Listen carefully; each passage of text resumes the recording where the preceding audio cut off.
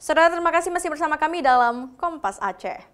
Kapolda Aceh menjamin keamanan para atlet, pengunjung, dan seluruh masyarakat selama pelaksanaan PON di Aceh, sehingga tidak perlu takut untuk menikmati suasana malam di Aceh.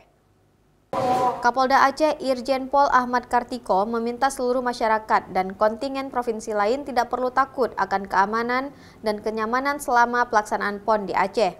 Pengunjung dipersilakan menikmati suasana malam di Aceh, kuliner, dan wisatanya.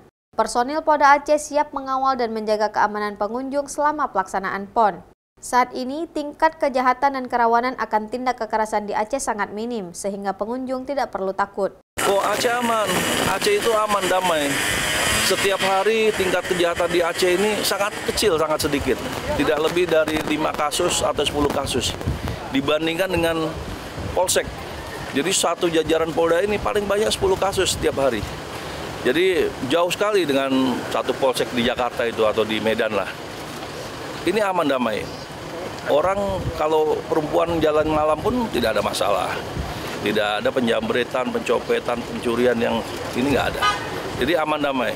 Inilah yang harus kita jaga supaya orang datang ke Aceh melihat dan ada investasi di sini sehingga masyarakat bisa menikmati dan bergulir terus ekonominya.